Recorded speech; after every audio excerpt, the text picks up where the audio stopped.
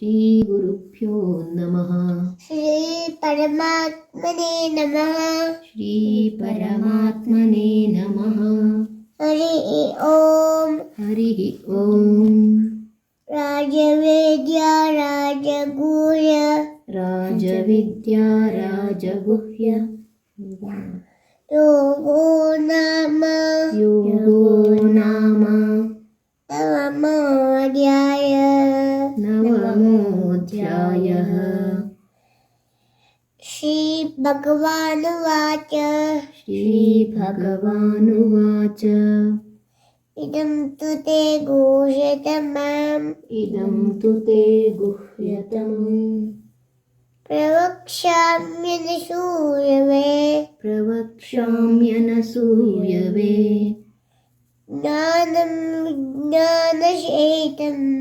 ಜ್ಞಾನಂ ವಿಜ್ಞಾನಸಹಿತಂ. ಯಜ್ಞಾತ್ವಾ ಮೋಕ್ಷಸೇ ಶುಭಾತ್. ಯಜ್ಞಾತ್ವಾ ಮೋಕ್ಷಸೇ ಶುಭಾತ್. ರಾಜವಿದ್ಯಾ ರಾಜಗುಹ್ಯಂ. ರಾಜವಿದ್ಯಾ ರಾಜಗುಹ್ಯಂ. ಪವಿತ್ರಮಿದಮುತ್ತಮಂ. ಪವಿತ್ರಮಿದಮುತ್ತಮಂ. ಪ್ರತ್ಯಕ್ಷಾವಗಮಂ ಧರ್ಮ್ಯಂ. ಪ್ರತ್ಯಕ್ಷಾವಗಮಂ ಧರ್ಮ್ಯಂ. ಸುಸುಖಂ ಕರ್ತುಮವ್ಯಯಂ. ಸುಸುಖಂ ಕರ್ತುಮವ್ಯಯಂ. ಅಶ್ರದ್ಧಾನ ಪುರುಷ. ಅಶ್ರದ್ಧದಾನಃ ಪುರುಷ. ಧರ್ಮಸ್ಯಾಸ್ಯ ಪರಂತಪ. ಧರ್ಮಸ್ಯಾಸ್ಯ ಪರಂತಪ. ಅಪ್ರಾಪ್ಯ ಮಾಂ ನಿವರ್ತಂತೆ. ಅಪ್ರಾಪ್ಯ ಮಾಂ ನಿವರ್ತಂತೆ. ಮೃತ್ಯು ಸಂಸಾರವರ್ತ್ಮನಿ. ಮೃತ್ಯು ಸಂಸಾರವರ್ತ್ಮನಿ. ಮಯಾ ತತಮಿದಂ ಸರ್ವಂ. ಮಯಾ ತತಮಿದಂ ಸರ್ವಂ. ಜಗದವ್ಯಕ್ತಮೂರ್ತಿನಾ. ಜಗದವ್ಯಕ್ತಮೂರ್ತಿನಾ. ಮತ್ಸ್ಥಾನಿ ಸರ್ವಭೂತಾನಿ. ಮತ್ಸ್ಥಾನಿ ಸರ್ವಭೂತಾನಿ. ನ ತಾಹಂ ತೇಷ್ವವಸ್ಥಿತಃ. ನ ಚಾಹಂ ತೇಷ್ವವಸ್ಥಿತಃ. ನ ತಮತ್ಸ್ಥಾನಿ ಭೂತಾನಿ. ನ ಚ ಮತ್ಸ್ಥಾನಿ ಭೂತಾನಿ. ಪಶ್ಯ ಮೇ ಯೋಗಮೈಶ್ವರಂ. ಪಶ್ಯ ಮೇ ಯೋಗಮೈಶ್ವರಂ. ಭೂತಭೃನ್ನತ ಭೂತಸ್ಥೋ. ಭೂತಭೃನ್ನ ಚ ಭೂತಸ್ಥೋ. ಮಮಾತ್ಮಾ ಭೂತ ಭಾವನಃ. ಮಮಾತ್ಮಾ ಭೂತಭಾವನಃ. ಯಥಾಕಾಶಸ್ಥಿತೋ ನಿತ್ಯಂ. ಯಥಾಕಾಶಸ್ಥಿತೋ ನಿತ್ಯಂ. ವಾಯುಸ್ತರ್ವತ್ರ ಗೋ ಮಹಾನ್. ವಾಯುಃ ಸರ್ವತ್ರ ಗೋ ಮಹಾನ್. ತಥಾ ಸರ್ವಾಣಿ ಭೂತಾನಿ. ತಥಾ ಸರ್ವಾಣಿ ಭೂತಾನಿ. ಮತ್ತಾನಿತ್ಯುಪಧಾರಯ. ಮತ್ಸ್ಥಾನೀತ್ಯುಪಧಾರಯ. ನ ತಮತ್ಸ್ಥಾನಿ ಭೂತಾನಿ. ನ ಚ ಮತ್ಸ್ಥಾನಿ ಭೂತಾನಿ. ಪಶ್ಯ ಮೇ ಯೋಗಮೈಶ್ವರಂ. ಪಶ್ಯ ಮೇ ಯೋಗಮೈಶ್ವರಂ. ಭೂತಭೃನ್ನತ ಭೂತಸ್ಥೋ. ಭೂತಭೃನ್ನ ಚ ಭೂತಸ್ಥೋ. ಮಮಾತ್ಮಾ ಭೂತ ಭಾವನಃ. ಮಮಾತ್ಮಾ ಭೂತಭಾವನಃ. ಯಥಾಕಾಶಸ್ಥಿತೋ ನಿತ್ಯಂ. ಯಥಾಕಾಶಸ್ಥಿತೋ ನಿತ್ಯಂ. ವಾಯುಸ್ತರ್ವತ್ರ ಗೋ ಮಹಾನ್. ವಾಯುಃ ಸರ್ವತ್ರ ಗೋ ಮಹಾನ್. ತಥಾ ಸರ್ವಾಣಿ ಭೂತಾನಿ. ತಥಾ ಸರ್ವಾಣಿ ಭೂತಾನಿ. ಮತ್ಸ್ಥಾನಿ ಮಸ್ತಾನಿತ್ಯುಪಧಾರಯ. मत्स्थानीत्युपधारय सर्वभूतानि कौन्तेय सर्वभूतानि कौन्तेय प्रकृतिं यान्ति मामिकाम् प्रकृतिं यान्ति मामिकाम् कल्पक्षये पुनस्तानि कल्पक्षये पुनस्तानि कल्पादौ विसृजाम्यहम् प्रकृतिं स्वामस्तभ्य प्रकृतिं स्वामवष्टभ्य विसृजामि पुनः पुनः विसृजामि पुनः पुनः भूतब्रह्ममिमं कृष्णम् भूतभ्रममिमं कृत्स्नम् अवशं प्रकृते वशात् अवशं प्रकृतेर्वशात् न तमां तानि कर्माणि न च मां तानि कर्माणि निवर्तन्ति धनञ्जय निबध्नन्ति धनञ्जय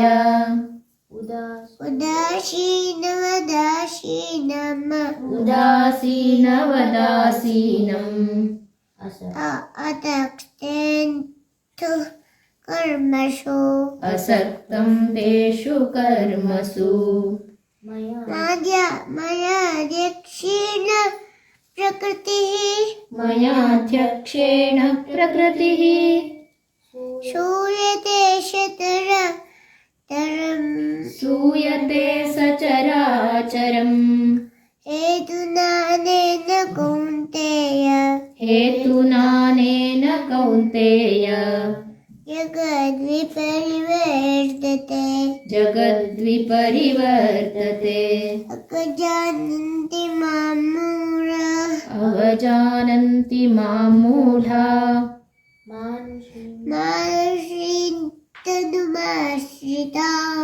मानुषीं तनुमाश्रिताः परं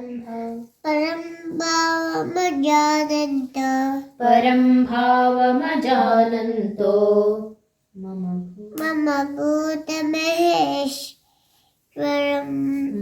भूतमहेश्वरम्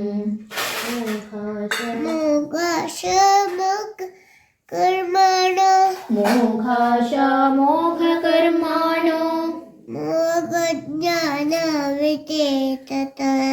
मोघज्ञानाविचेतसः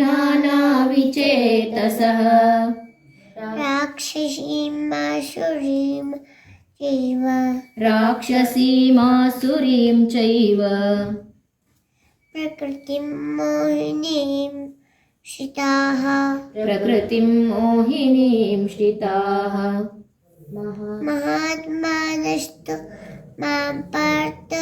महात्मानस्तु मां पार्थ दैवीं प्रकृतिमाश्रिताः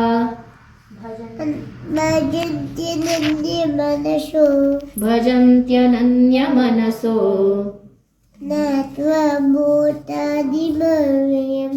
ज्ञात्वा भूतादिमव्ययम्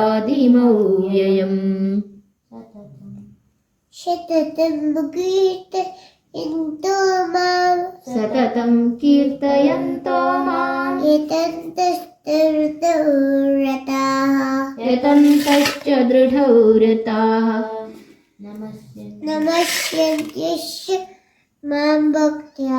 नमस्यन्त्यश्च मां भक्त्या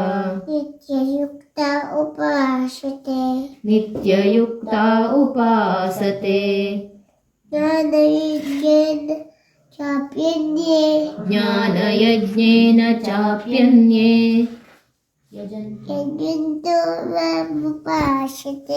यजन्तो मामुपासते एकत्वेन पृथक्त्वेन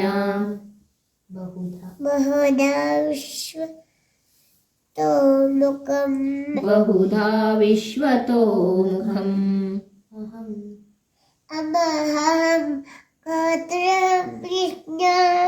अहं क्रतुरहं यज्ञः स्वधाहमहमौषधम् मन्त्रोऽहमहमेवाज्यम् अहमग्निरहं हुतम् पिताहमस्य जगतो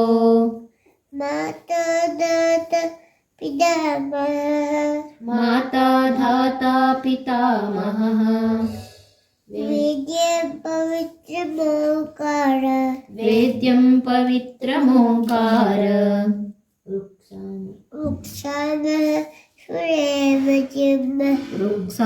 ऋक्सामयजुरेव च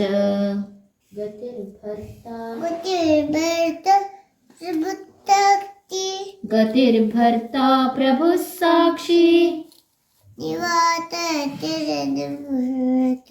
निवासः शरणं सुहृत्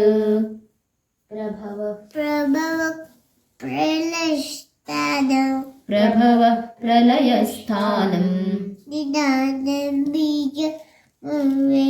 निधानं बीजमव्ययम्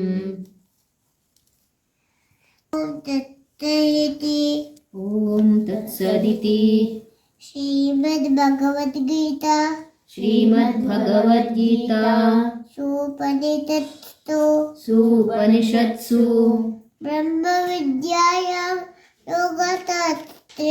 ब्रह्मविद्यायां योगशास्त्रे श्रीकृष्णार्जुनसंवादे राजविद्या राजगुह्ययोगो नाम नवमोऽध्यायः।